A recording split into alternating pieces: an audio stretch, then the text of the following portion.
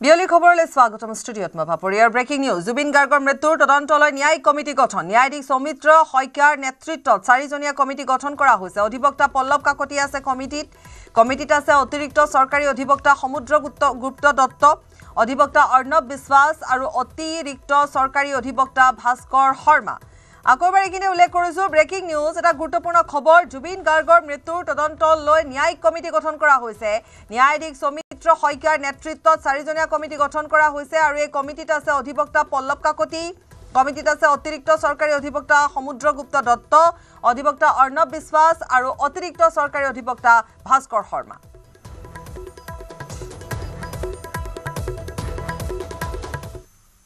বাক্সাৰ অপ্ৰত্যাশিত ঘটনাক লৈ শৃংখল চলিহাৰ প্ৰতিক্ৰিয়া জুবিন গাৰ্গক ভাল পোৱা মানুহৰ স্বতঃস্ফূৰ্ত প্ৰতিবাদ এয়া আৰক্ষীয়ে প্ৰথমে লাঠিচালনা কৰিছিল প্ৰতিবাদকাৰী প্ৰথমে লাঠিচালনা কৰা আৰক্ষীজনৰ বিৰুদ্ধে ব্যৱস্থা কিয় লোৱা নাই ৰাজনৈতিক দলসমূহে জুবিনৰ নামত ৰাজনীতি কৰাৰ অভিযোগ জুবিনৰ ন্যায়ৰ বিৰুদ্ধে প্ৰতিবাদ কৰা সকল স্বতঃস্ফূৰ্তভাৱে আহিছে বিৰলা চিঠেনাৰ নেতা শৃংখল চলিহাৰ মন্তব্য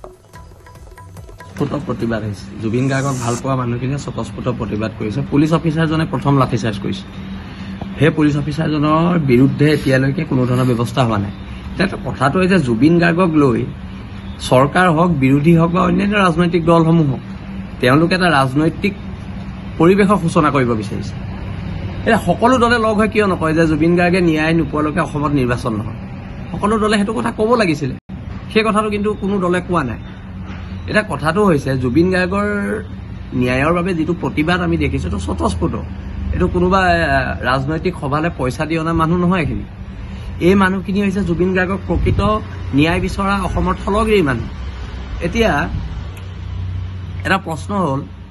যে আমি এই চৰকাৰৰ দিনত বহুত এনকাউণ্টাৰ দেখিলোঁ কিন্তু শ্যাম কানু মহন্তই হওক সিদ্ধাৰ্থ শৰ্মাই হওক অসমৰ জাতীয় জীৱনত কি এনে ইহঁতৰ অৱদান আছে যে সিহঁতক দুটা গুলি মাৰিবলৈ অসম পুলিচ বা অসম চৰকাৰে সাহস কৰা নাই বাক্সাৰ ঘটনা সন্দৰ্ভত আটাছু সভাপতি বসন্ত গগৈৰ প্ৰতিক্ৰিয়া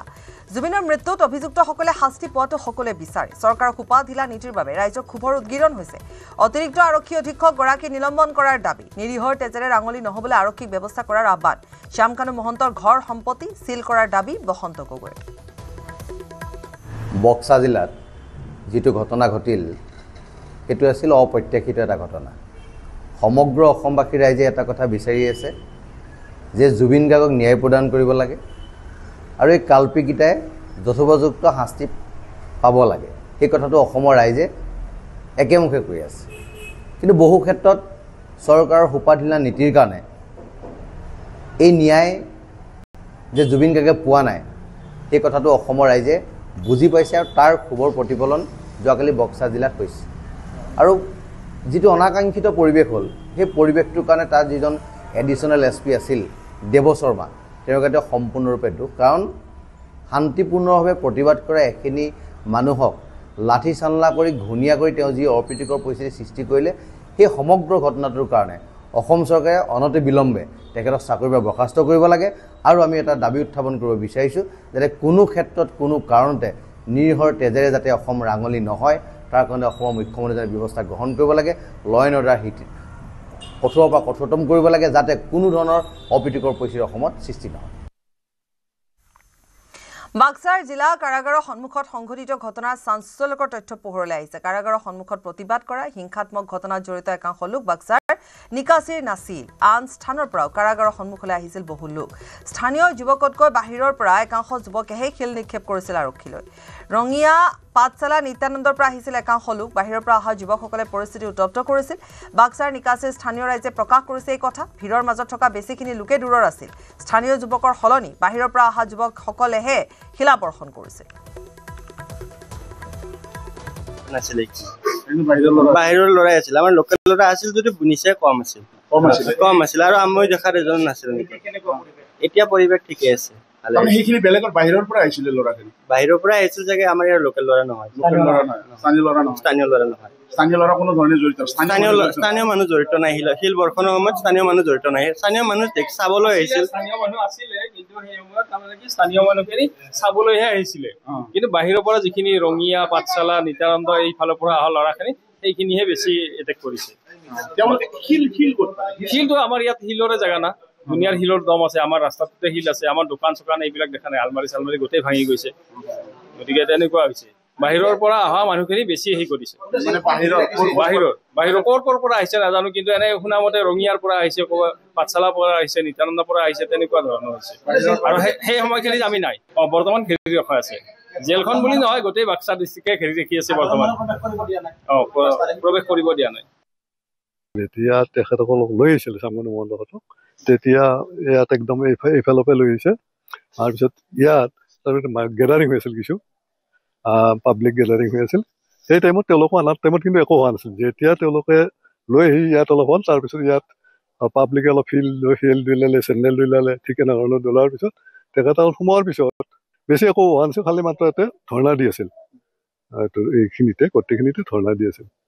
ধৰ্ণা দিয়াৰ পিছত কি হ'ল, তাৰ পিছতে অলপ পিছতে পুলিচৰ লগত মানে পাব্লিকৰ বাহিৰৰ পৰা কিছু মানুহ আহিলে, বহুত মানুহ গেডাৰিং হ'ল। হোৱাৰ পিছত স্থানীয় মানুহ কম, বাহিৰা মানুহে বেছি আছে। একদম স্থানীয় মানুহ খুব কম আছে, বাহিৰা মানুহখিনি বেছি। বাহিৰৰ পৰা ক'ৰ পৰা আহিলে আকৌ মানে পটাপট একদম আহি বজা হৈ গ'ল মানুহ, একদম মাত্ৰ 2-3 হাজাৰ মানুহ গেডাৰিং হৈ গ'ল। হৈ যোৱাৰ পিছত পুলিচৰ লগত কেনেকৈ কি লাগিল, পটকৈ তাৰমানে শিল মাৰি হ'ল। পুলিচৰ পিছত লাঠি চালনা কৰিলে, আৰু কিছু 2জন মানৰ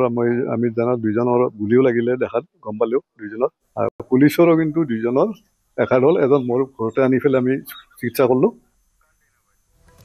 বুধবাৰৰ হিংসাত্মক পৰিস্থিতিৰ পাছত ক্ৰমাৎ স্বাভাৱিক হোৱাৰ দিশে এতিয়া বাক্সা জিলা কাৰাগাৰৰ সন্মুখত গঢ়ি তোলা হৈছে কটকটীয়া নিৰাপত্তা ব্যৱস্থা। ঠায়ে ঠায়ে চলোৱা হৈছে তালাচী, কৰ্তন কৰা হৈছে ইণ্টাৰনেট সেৱা।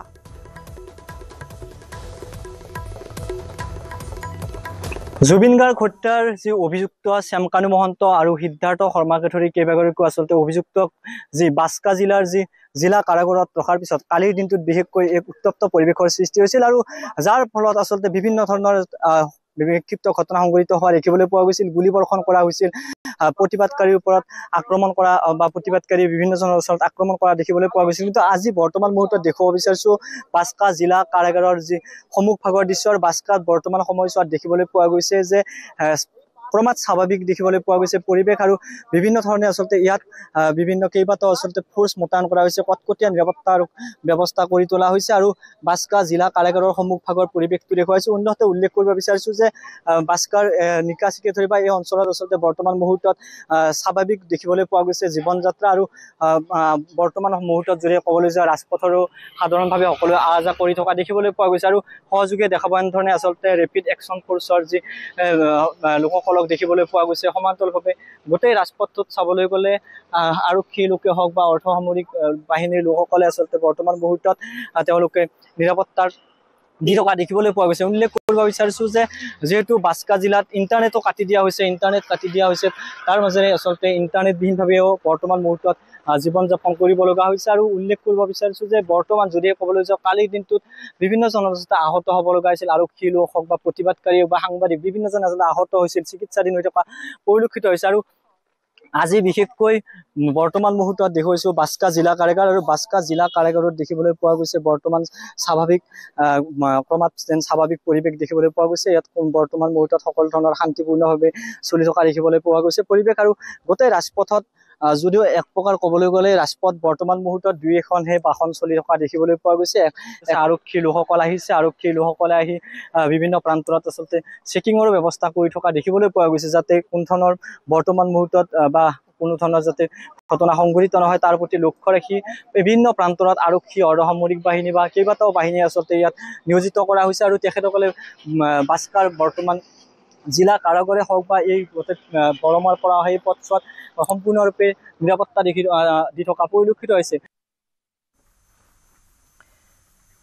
বাক্সাৰ জিলা কাৰাগাৰত হোৱা হিংসাত্মক প্ৰতিবাদত গুলীবিদ্ধ হোৱা দীপক মেধি সম্প্ৰতি চাংচাৰী এইমছত চিকিৎসাধীন। ক্ৰমাৎ সুস্থ হৈ উঠিছে দীপক মেধি। এটা অস্ত্ৰোপচাৰো সম্পূৰ্ণ হোৱা দীপক মেধি এতিয়াও উন্নত চিকিৎসা চলি আছে। দীপকৰ পিতৃয়ে জনোৱা মতে পিতৃৰ ঔষধ অনাৰ বাবেহে নিকাচিলৈ গৈছিল দীপক। হিংসাত্মক ঘটনাৰ সৈতে জড়িতসকলক তদন্তৰ আওতালৈ অনাৰ আহ্বান জনাইছে দীপক মেধিৰ পিতৃয়ে। যোৱাকালি সি মোৰ আচলতে 8টা বজাত ঔষধ আনবা গৈছিল। আমাৰ ঘৰতে একজন আলহীও আহিছিল, ভাত পানী মানে বজাৰ চজাৰ কৰি দি গৈছে। তাৰপিছত সি ঔষধ আনবা যায়, সেইবাজে মানে ল'ৰাৰ লগত কোনোবা নিকাচি পালাক। তাতে কি হৈছে কি হোৱা নাই সিমান বিশেষ নাজানো কিন্তু এই যেতিয়া মানে তাতে কিবা এটা হ'ল আমি বোধহয় 4টামান বজাত ঘৰত অলপ সেই বিষয়টো গম পাই অলপ হুলস্থুল হয় ঘৰখনত তাৰপিছত এনেকৈ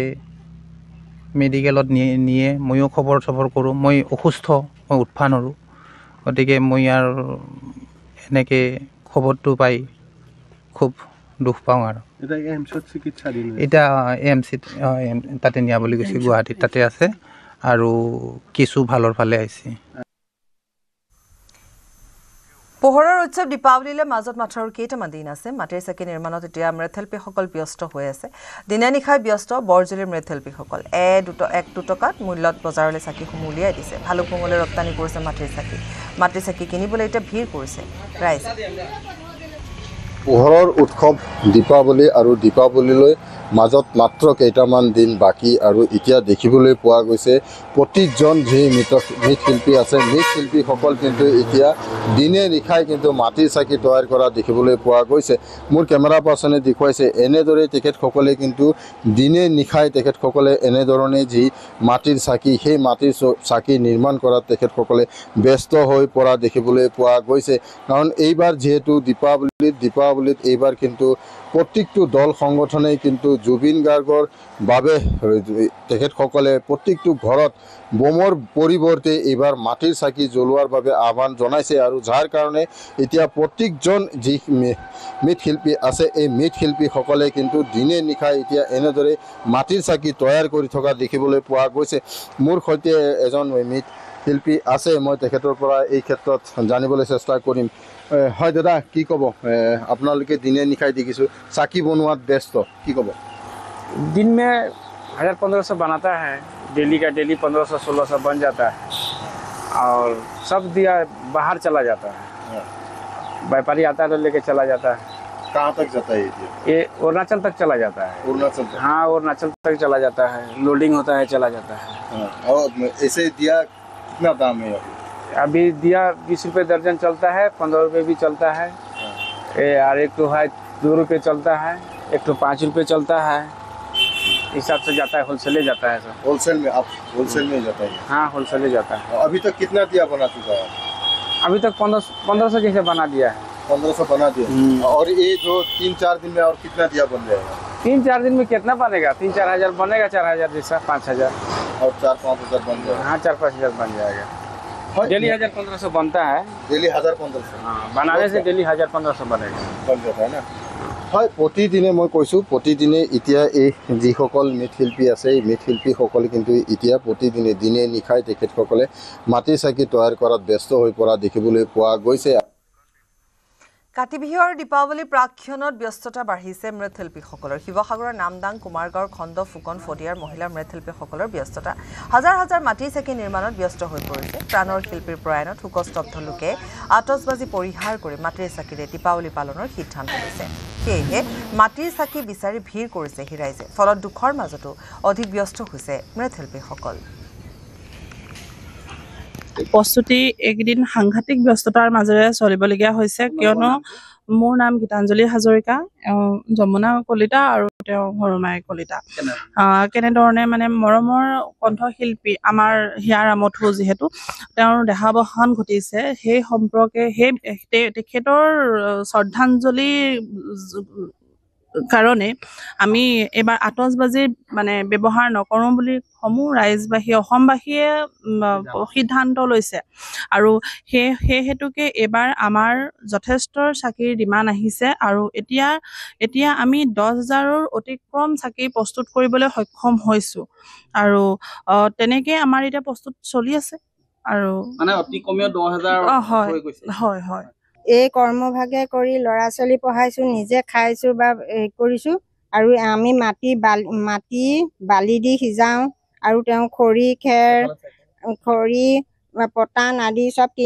কিনি আনি আমি চোতালতে এটা জাক বনাই আমি পুৰি পেলাই কমেও 10,000তকৈ অধিক আমি চাকি তৈয়াৰ কৰিছোঁ আৰু এতিয়াও কৰি আছোঁ আৰু আমাৰ আজি আৰু 4-5 দিন আছে তেতিয়ালৈ কিমান হয় আৰু সিমান নাজানো আৰু আমি কৰিছোঁ আৰু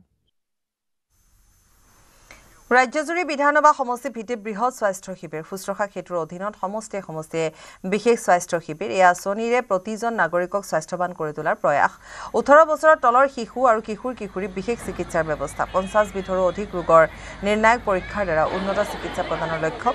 পাছত যথোপযুক্ত চিকিৎসা প্ৰদান আৰু বিনামূলীয়া পুনৰীক্ষণ ব্যৱস্থাৰ প্ৰতিশ্ৰুতি অসমত 23 ছেপ্টেম্বৰৰ পৰা আৰম্ভ হৈছে এই স্বাস্থ্য শিবিৰ 15 নৱেম্বৰৰ ভিতৰত অসমৰ সকলো ঠাইতে ৰোগী চিনাক্তকৰণৰ লক্ষ্য চৰকাৰৰ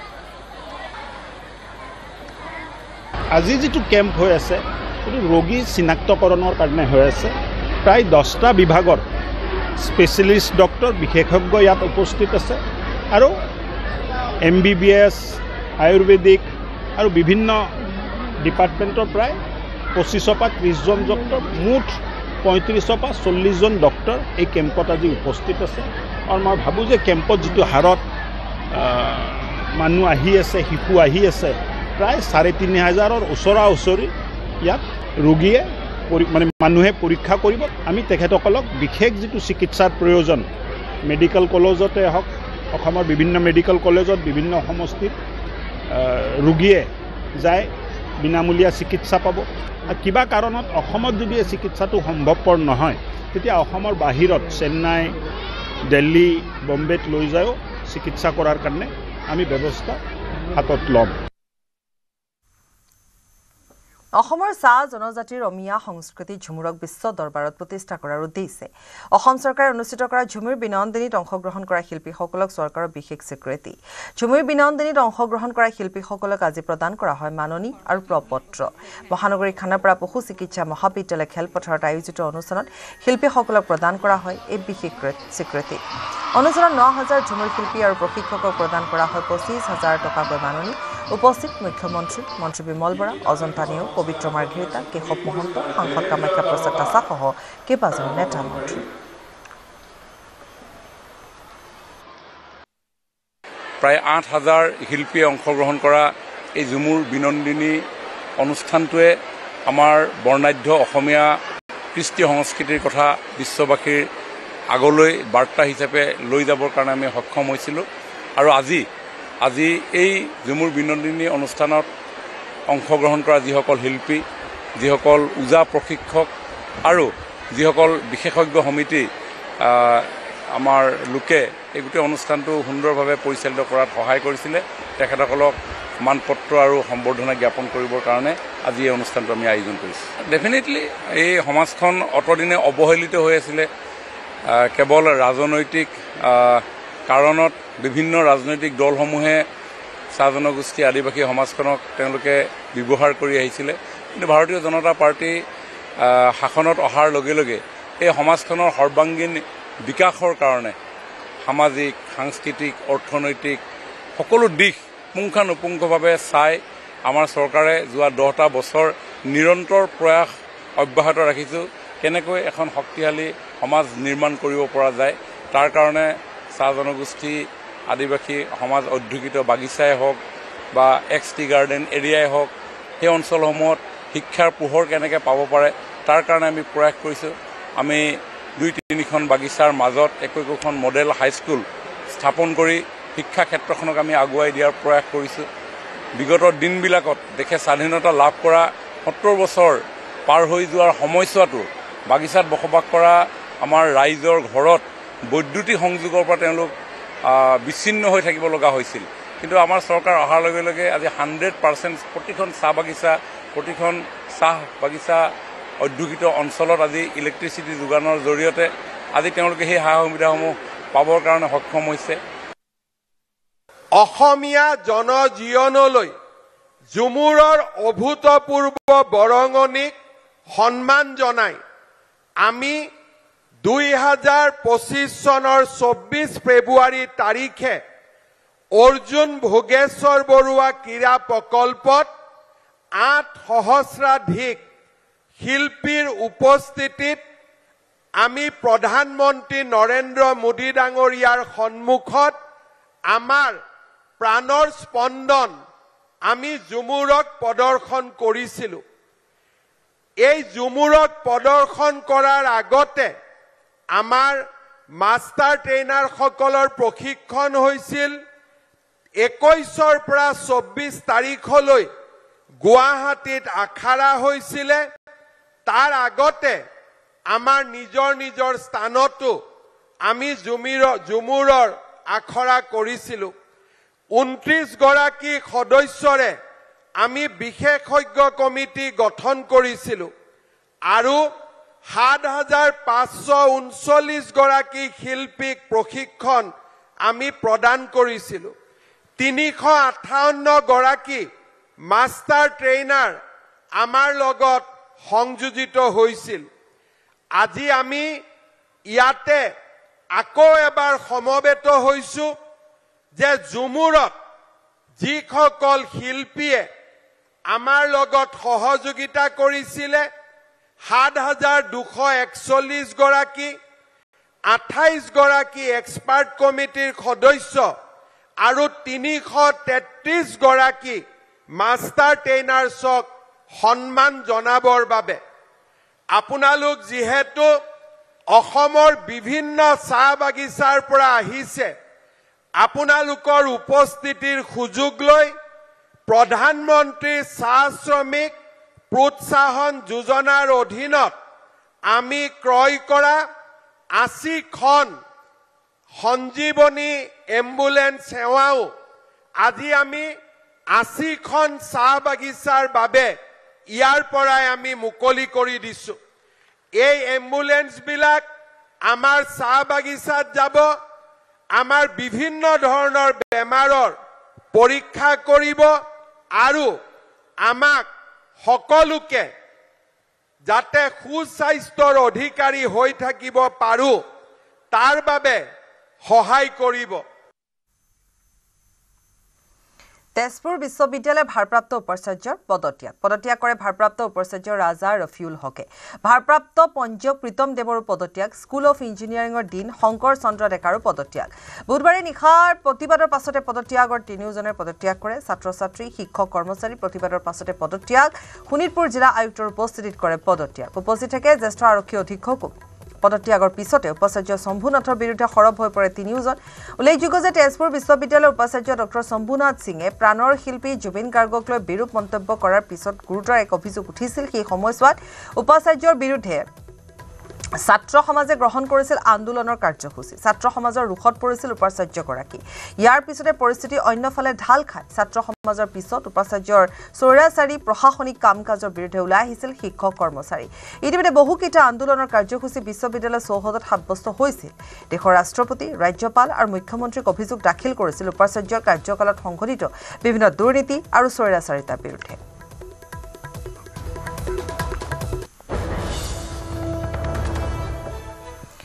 পুনৰ নিচামুক্তি কেন্দ্ৰত মৃত্যুক খাবতিলে এজন যুৱকে একাংশ নিচাসক্ত যুৱকে মৰিয়া হত্যা কৰাৰ অভিযোগ যুৱকজনক নিহত যুৱকজনৰ নাম দেৱজিৎ নেওগ নিচামুক্তি কেন্দ্ৰৰ একাংশ যুৱকে দেৱজিৎক হত্যা কৰাৰ অভিযোগ পৰিয়ালৰ ভাৰ্গৱজ্যোতি নেওগ নামৰ যুৱক এজনে দেৱজিৎক কেন্দ্ৰটোলৈ নিয়াৰ অভিযোগ দেৱজিৎৰ জন্মদিনৰ দিনটোত লৈ যোৱা হৈছিল নিচামুক্তি কেন্দ্ৰটোলৈ ৰাজুতীয়া ফুকন চুকৰ এটা নিচামুক্তি সংঘটিত হৈছে ঘটনাটো আৰু কেইটিমধ্যে আটক কৰিছে অভিযুক্ত ভাৰ্গৱ নেওগ আৰু মাইনা কলিতাক কালি জন্মদিন আছিলে দিনটো সি ঘৰতে আছে 4টা বজাত সি তাৰ এজন লগৰ ল'ৰা আহিলে ল'ৰাজনক মই চিনি পাওঁ তাৰ নামটো হৈছে ভাৰ্গৱ নেওগে তাক মটৰচাইকেলত লৈ যায় আমি সন্ধিয়া বেলালৈ আমি গম পালোঁ ৰিহাব চেণ্টাৰে দুজন ল'ৰা আহি ক'লে যে আপোনালোকৰ ল'ৰাৰ স্বাস্থ্যটো বৰ ভাল নহয় গতিকে আমি মেডিকেলত ভৰ্তি কৰিলোঁ আপোনালোক মাক দেউতাক অতি সোনকালে যাওক আমি মাক দেউতাক লগে লগে হস্পিটেললৈ আহিলোঁ আহি পেলাই দেখিলোঁ ডক্টৰৰ লগত কথা পাতিলোঁ ইতিমধ্যে ডক্টৰে ক'লে যে মই চিকিৎসা কৰিবলৈ আমি নাপালোঁ তাৰপিছতে আমি সেই বিষয়ে গম পাই পেলাই আমি পুলিচ প্ৰশাসনৰ ওচৰত FIR দিলোঁ ৰাতি প্ৰায় 1:30 বজাত আমি পুলিচ প্ৰশাসন তথা আমি স্থানীয় যুৱকসকল সেই ৰিহাব চেণ্টাৰটোলৈ ৰাজুতীয়ালৈ যাওঁ গৈ পেলাই দেখিলোঁ তাত তলা মৰা তাৰ ৰাইজে আকৌ গম পাই পেলাই ওলাই আহিলে ৰাইজে ক'লে যে 5:30মান বজাত এটা ল'ৰা চুচুৱাই আনি মাৰি কেইজনমান আমাৰ ড্ৰাগছ আসক্ত এই ল'ৰাখিনিয়ে ৰিহাবৰ ওপৰলৈ লৈ আহিছে আৰু ৰিহাবৰ ওপৰত সিংহবাসক শুনিছোঁ মাৰিছে মৰাৰ পিছত অলপ দেৰি পিছত এখন এপে আনি পেলাই তাক লৈ যোৱা দেখিছোঁ পিছতহে তেখেতলোকে আমি কলত গম পাইছে যে মেডিকেলত ভৰ্তি কৰিছে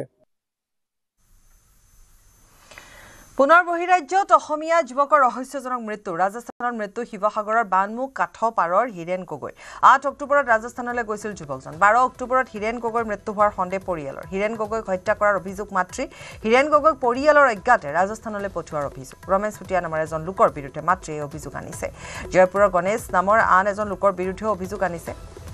ফোনযোগে মাতৃক হিৰেনে জনাইছিল তেওঁ ৰাজস্থানত মাৰপিট কৰা বুলি হিৰেন আৰু বাছি নাথাকে বুলিও মাতৃক জনোৱাৰো ভয়ংকৰ অভিযোগ মৃত্যুৰ পাছতো ৰমেন চুটিয়াই মাতৃক পুত্ৰৰ খবৰ নিদিয়াৰ অভিযোগ পৰিয়ালৰ সদস্য ৰাজস্থানলৈ যোৱাৰ পাছতে পায় হিৰেনৰ মৃত্যুৰ খবৰ ৰমেন চুটিয়াৰ নিৰ্দেশত হিৰেন গগৈক হত্যা কৰাৰ অভিযোগ উত্থাপন কৰিছে মাতৃয়ে ঘটনাৰ উচিত তদন্ত বিচাৰি শিৱসাগৰ সদৰ থানাত এজাহাৰ দাখিল কৰিছে পৰিয়ালৰ লোকে ইয়াৰে সৈতে বাতৰিৰ পৰা বিদায় লৈছো নমস্কাৰ